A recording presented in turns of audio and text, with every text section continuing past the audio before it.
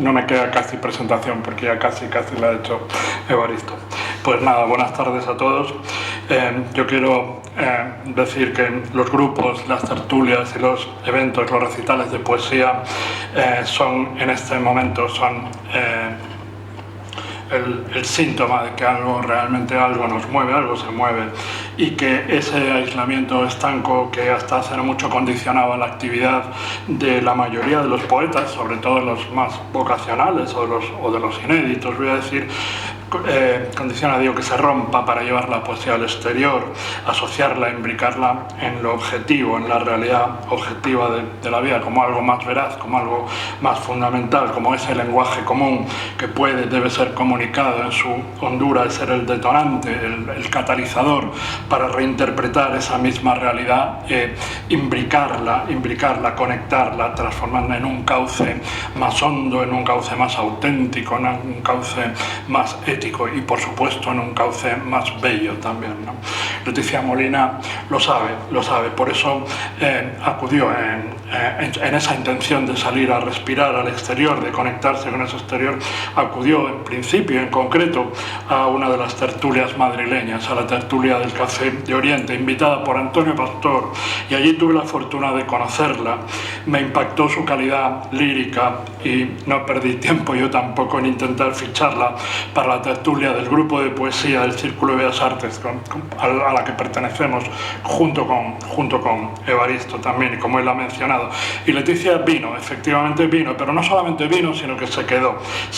Y desde entonces tengo que decir que es un miembro no solo imprescindible, sino también un miembro de referencia en esa tarea valiosa que ella aporta al grupo de poesía del Círculo, acreditando fidelidad y acreditando constancia, a diferencia de otros que han pasado tantos, o algunos al menos, que han pasado solo para contar sus glorias y escucharse a sí mismos, ¿no?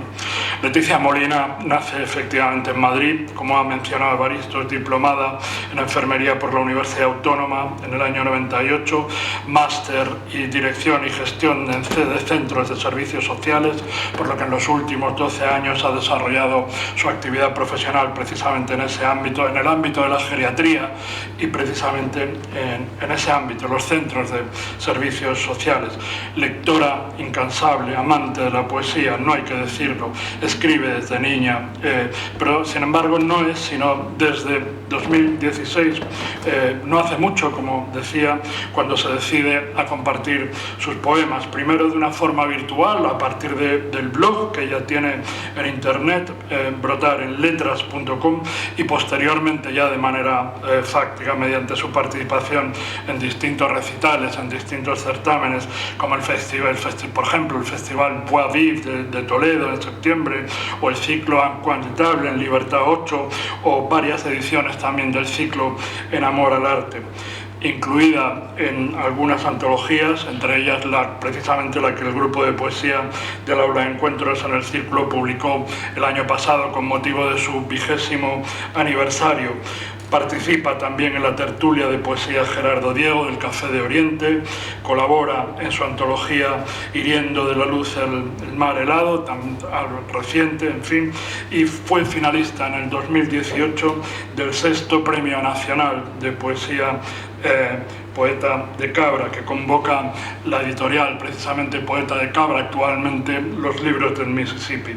Pues decía que ella desarrolla su actividad profesional en el ámbito de la geriatría. En ese punto yo me planteo si esa edad provecta que se ha dado en llamar tercera edad, toda esa experiencia y toda la madurez que implica lo reflexivo, lo serenado de esa edad, lo decantado de esa tercera edad, que nuestra sociedad lamentablemente tal vez arrincona, margina o desvalora, y sin embargo supone tal vez para otros el cuidado, la atención, la preocupación, también el afecto hacia todas esas personas mayores, como digo, tal vez en ocasiones soslayadas por la propia sociedad. Digo, si supone ese contacto, si supone el contagio, el aprendizaje, la asimilación también, o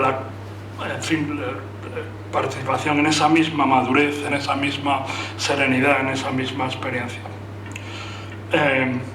Autora lírica, y honda, introspectiva, intimista. Desde hace un par de años la publicación de sus poemas estaba haciendo esperar, se lo decíamos, pero por fin en el curso anterior, el año anterior, ve la luz su primer poemario, que es lo que traemos hoy aquí con Editorial Lastura, Fortaleza de Viento.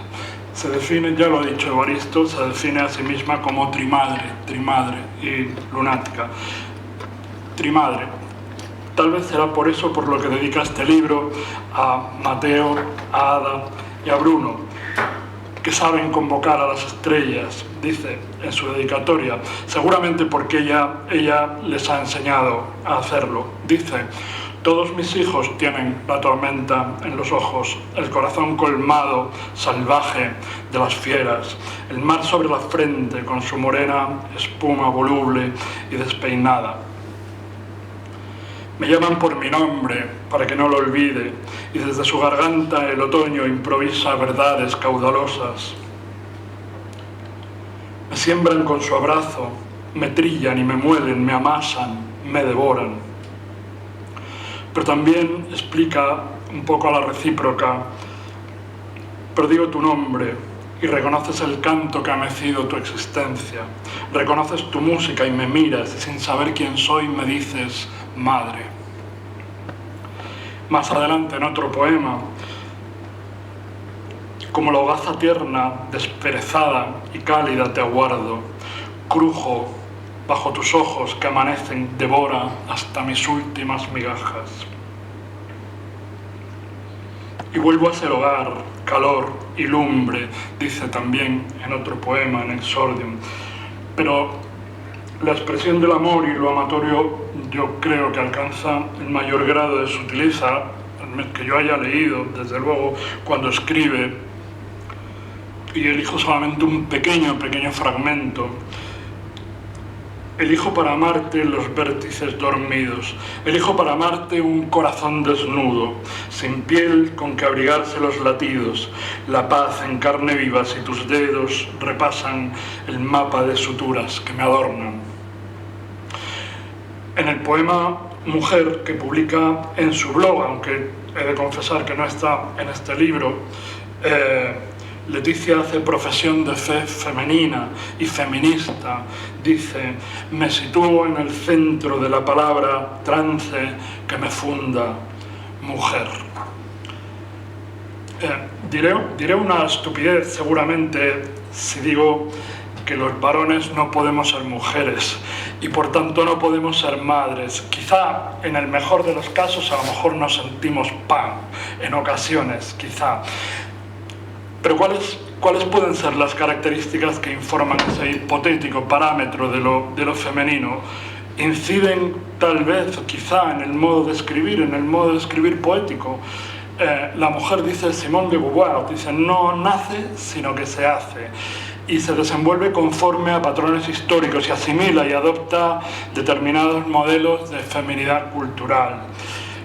Pero no se me malinterprete, porque ello es en cualquier caso un plus, es decir, un valor añadido sobre todos los valores compartidos y no discriminados con la poesía sin género, con la poesía en general y con mayúscula, lo que es diferente, ¿no? Porque quizá por fortuna, y en la actualidad muy posiblemente, hombres y mujeres asumimos ya el mismo discurso y lo femenino sea, una vez recuperado en bastante mayor medida su correspondiente lugar en estricto pie de igualdad, lo femenino sea, digo, un parámetro más, igual que pueda ser la edad o la geografía o la cultura o la procedencia o las creencias o la clase social, o en fin, del propio autor. Pero es que además, como tal parámetro, incluso para una parte de la crítica literaria feminista, el género se convierte, incluso digo, para una buena parte de la crítica más feminista, el género se convierte en un factor de análisis privilegiado de los textos y de su contenido simbólico. Es decir, efectivamente es un valor añadido. La poesía de verdad es fundamentalmente y mucho antes contenido que forma, que puro mecanismo, ¿no? Tantos poetas conocen ese mecanismo pero se quedan en él, vacíos de hondura, de autenticidad, poemas perfectos, elegantes, pero no dicen absolutamente nada. Otros, sin embargo, trascienden ese mecanismo. la sala de máquinas tiene que estar en el sótano. Construyen sobre esa sala de máquinas, construyen el barco, la casa, muy por encima de ese mecanismo, pero qué duda cabe que sin esa infraestructura, sin ese mecanismo, no funcionan. ¿Y cuántos están, por el contrario y al revés? Pues hay también tantos que ignoran y menosprecian ese mecanismo y construyen sin esa infraestructura. En la poesía de Leticia Molina, desde luego, no hay ausencia de mecanismo, está. Y sí, y sin embargo hay ausencia absoluta de convencionalidad. Su técnica, su máquina es perfecta, funciona con toda eficacia, pero con toda naturalidad, con toda fluidez, porque creo que aún sin proponérselo está ahí, aunque no se vea, y sin embargo, con un oído mínimamente experto se percibe. Y está, como digo, ahí como cimiento, como estructura sólida en la construcción del poema, dominada, trascendida.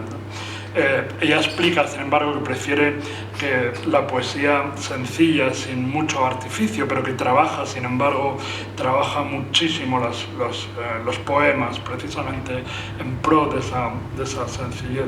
Siempre, por ejemplo, siempre se ha dicho que el final del poema es fundamental, es decisivo, porque debe ser la pincelada que nos deje su sabor final. Ella lo hace absolutamente, lo hace perfectamente. Bueno, hemos contado que Leticia Molina escribe desde niña. Entre los 18 y los 23 años comparte un proyecto musical con influencias de blues, de jazz, de bossa nova con su hermana Lucía, participando en la composición de música y de letras de las canciones. Cuenta que disfruta con el jazz, ¿no? No sé si recuerdan aquella vieja película del director francés, de mi época, del director francés Claude Lelouch, Un hombre y una mujer. Con ella yo creo que con ella supimos